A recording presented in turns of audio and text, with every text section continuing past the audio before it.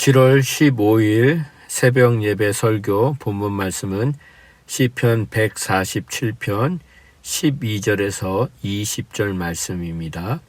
시편 147편 12절에서 20절 말씀 함께 봉독하겠습니다. 예루살렘아 여호와를 찬송할지어다. 시온아 내 하나님을 찬양할지어다. 그가 내 문빗장을 견고히 하시고 내 가운데에 있는 너희 자녀들에게 복을 주셨으며 내 경내를 평안하게 하시고 아름다운 밀로 너를 배불리시며 그의 명령을 땅에 보내시니 그의 말씀이 속히 달리는도다. 눈을 양털같이 내리시며 서리를 재같이 흩으시며 우박을 떡 부스러기같이 뿌리시나니 누가 능히 그의 추위를 감당하리요. 그의 말씀을 보내사 그것들을 녹이시고 바람을 불게 하신즉 물이 흐르는도다. 그가 그의 말씀을 야곱에게 보이시며 그의 율례와 규례를 이스라엘에게 보이시는도다.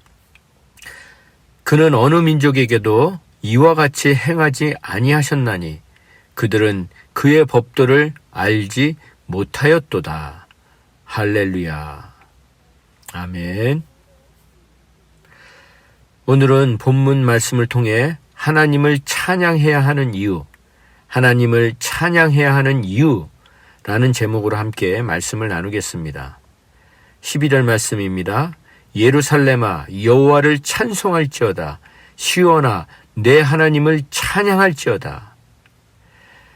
지난주 수요일 본문이었던 시편 142편은 내가 라는 단어에 주목해서 말씀을 보았습니다. 시편 142편의 내가는 바로 다윗 자신을 가리키는 단어였고 오늘 본문에서 반복되어 나오는 단어는 바로 그가라는 단어입니다. 그가라는 단어는 바로 여호와 하나님을 가리키는 것입니다.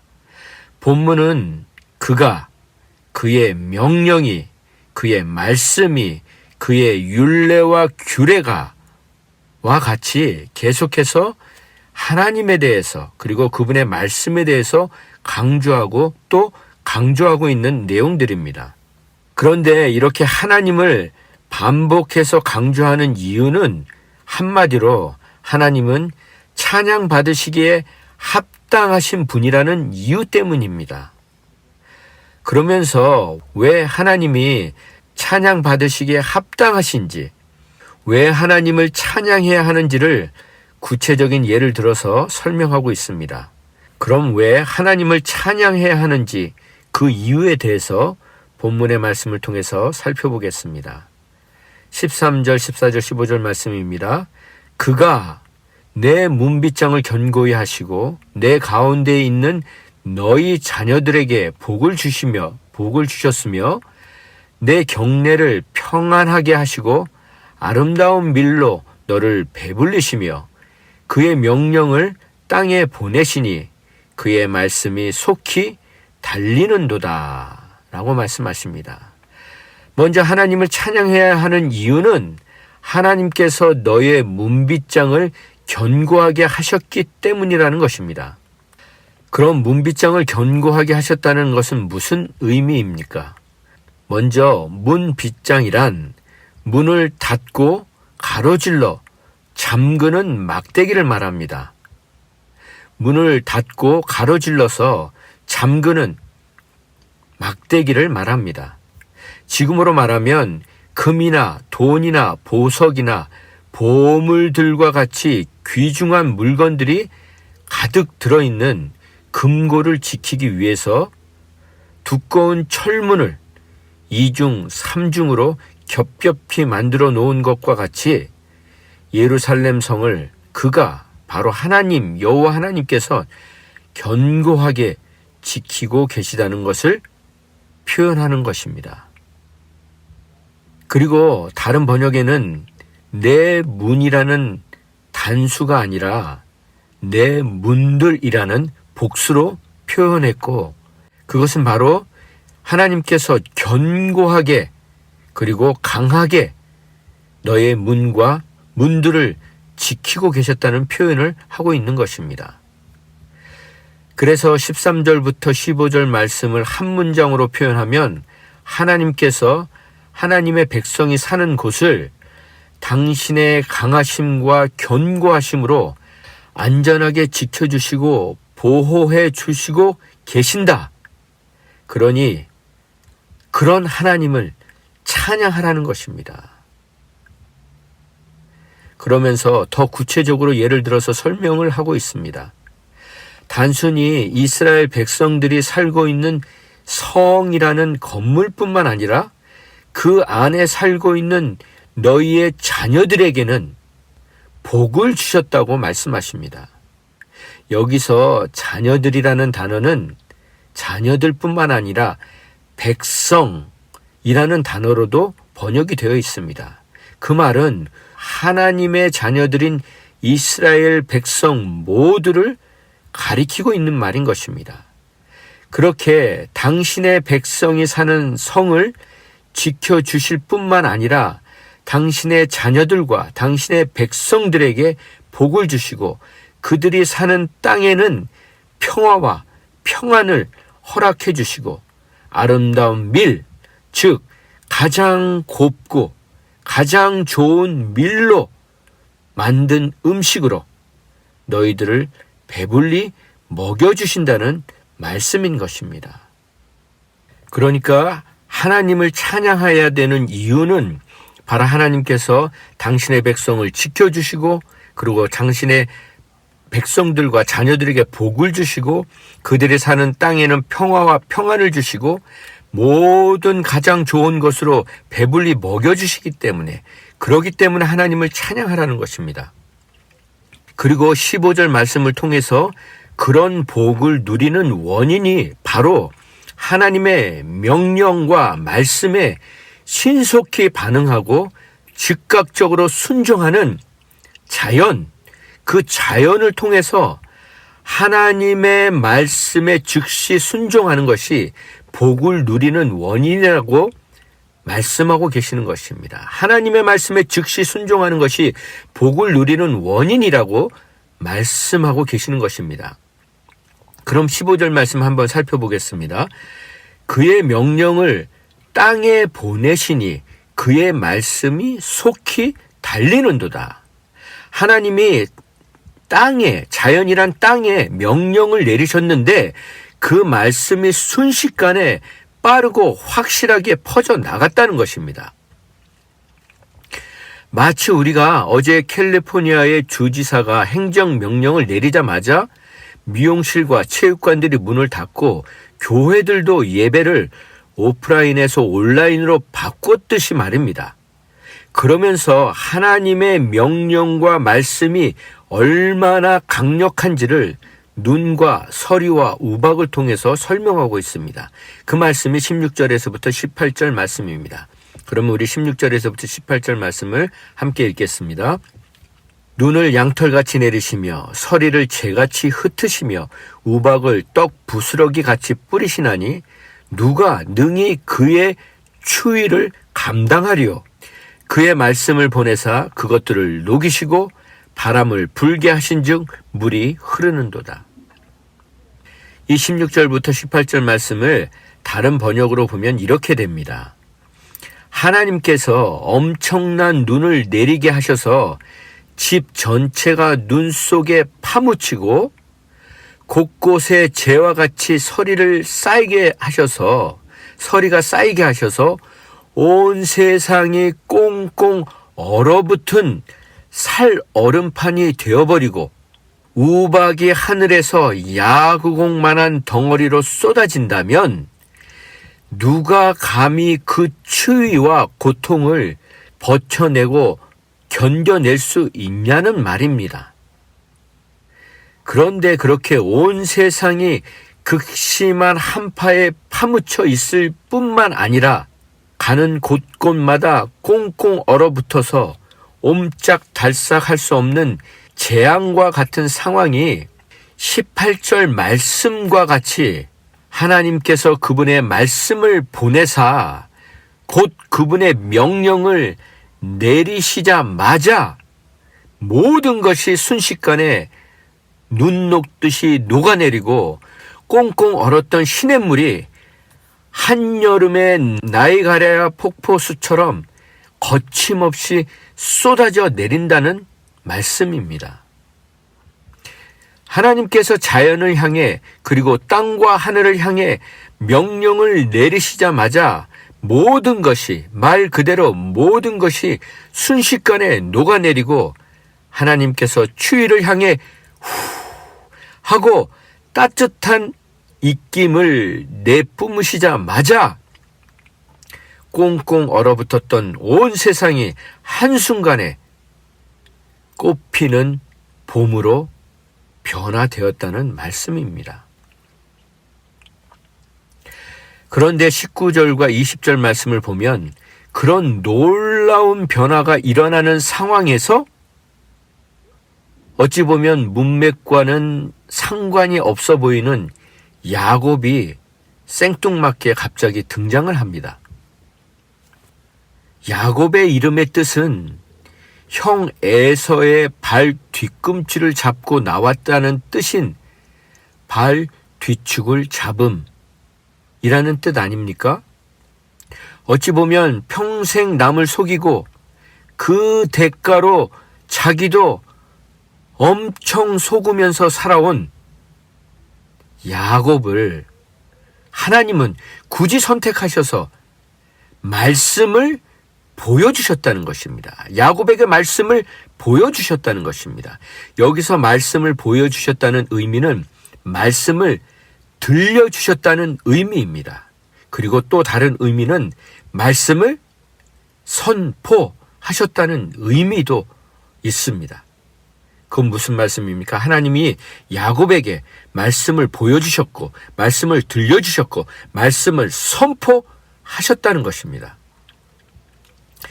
이것을 정리해보면 하나님은 언제나 먼저 야곱과 같은 우리를 찾아오시고 야곱과 같은 우리에게 당신 자신을 보여주셨다는 것입니다. 어떻게 보여주셨다는 것입니까? 말씀을 통해서 당신을 보여주시고 말씀을 통해서 당신의 뜻을 선포해 주셨다는 것입니다.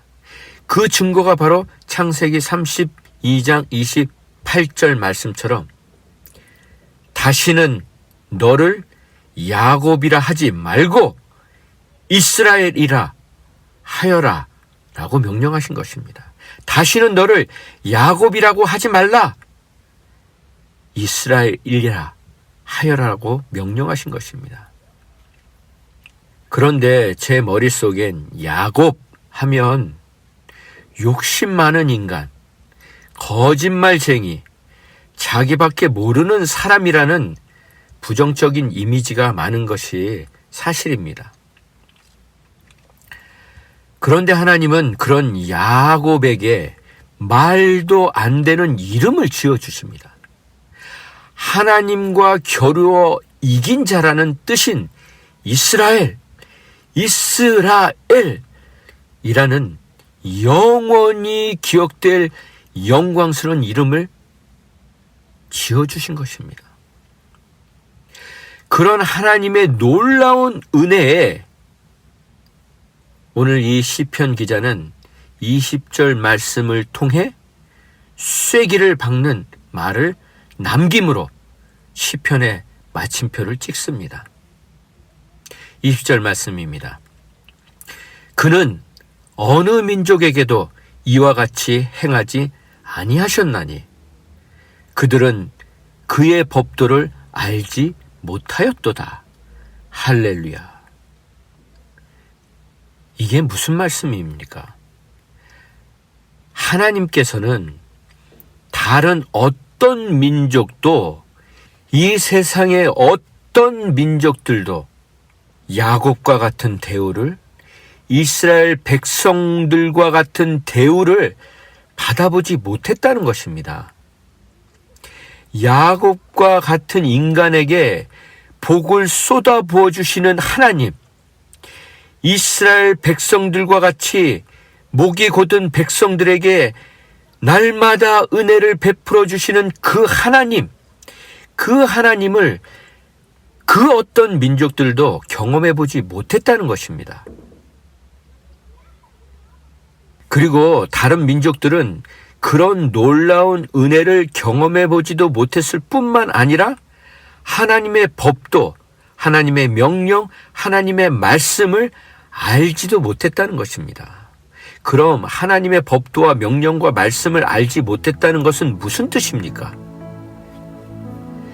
그 말의 의미는 야곱과 같이 미성숙하고 이기적인 인간을 품으시고 이스라엘 백성들과 같이 날마다 하나님을 반역하고 거역하고 대적하는 그런 백성들을 품으셔서 한이 없는 은혜를 쏟아부어 주시고 이스라엘이라는 새 이름을 만들어 주시고 나의 백성이라는 호칭을 붙여주시면서 다시는 너 자신도 야곱 너 자신도 너를 야곱이라고 부르지 말라. 넌 더 이상 야곱이 아니다. 넌 이제부터 이스라엘이다 라고 영원히 기억될 영광스러운 이름과 신분을 만들어주시는 그 하나님의 마음을 어떤 민족들도 경험해보지도 체험해보지도 못했다는 것입니다. 알 수 없었다는 것입니다. 그럼 오늘 말씀을 정리해 보겠습니다. 시편 기자는 오늘 본문의 말씀을 통해서 하나님을 찬양하고 찬양하라는 반복적인 명령으로 말씀의 문을 열었습니다. 그러면서 왜 하나님을 찬양해야 하는지 조목조목 이유를 들어 설명을 했습니다. 그리고 마지막으로 한 번 더 왜 하나님을 찬양해야 하는지를 야곱을 들어 설명을 했습니다. 그럼 오늘 말씀을 우리의 삶에 적용해 보도록 하겠습니다. 왜 우리는 하나님을 찬양하고 또 찬양해야 합니까? 여러분의 가정과 우리의 공동체와 우리의 삶의 터전을 하나님의 견고하시고 강한 팔로 마치 빗장을 치듯이 지켜주시고 계시기 때문입니다. 하나님이 지켜주고 계시기 때문입니다. 그뿐만 아니라 우리의 가정과 우리의 자녀들과 우리의 부모님들과 더 나아가 우리의 공동체와 하나님을 경외하는 당신의 백성들에게 복을 주시고 날마다 생명의 양식으로 육의 양식으로 영의 양식으로 배불리 먹여주시기 때문입니다. 또한 바이러스라는 한파 때문에 한여름인데도 꽁꽁 얼어붙어 한기를 느끼고 있는 우리의 영혼에 따스한 성령의 입김을 불어주셔서 우리의 어두움을 순식간에 녹여주시고 우리 영혼에 봄날의 향기를 맡게 해주시는 분이 하나님이시기 때문입니다. 마지막으로 야곱과 같은 인생을 살아온 우리들을 친히 찾아오셔서 야곱이란 이름을 던져버리게 하시고 이스라엘이라는 이름, 그 영광스러운 이름으로 우리의 이름을 바꿔주시고 하나님의 자녀라는 놀라운 권세를 일방적으로 부어주셨기 때문입니다. 여러분, 그렇다면 요즘 여러분의 삶은 하나님을 찬양해야 하는 이유로 가득 차고 넘치고 계십니까? 아니면 한여름인데도 꽁꽁 얼어붙어 옴짝달싹 못하고 한 걸음만 내딛어도 와르르 무너져 내릴 것 같은 공포와 두려움 속에 살고 계십니까? 만약에 전자가 아니고 후자시라면 다시 하나님의 말씀을 붙들고 그 감옥을 빠져나오시기를 주님의 이름으로 권면드립니다. 하나님은 오늘도 하나님의 말씀으로 하나님의 명령을 속히 내리셔서 여러분의 상황과 환경을 한순간에 순식간에 바꿔주실 수 있으신 분이십니다. 그러나 그렇게 하시지 않으시는 이유가 있으십니다. 그 이유는 상황과 환경이 바뀌는 것보다 100배, 1000배 더 중요한 것이 있기 때문입니다.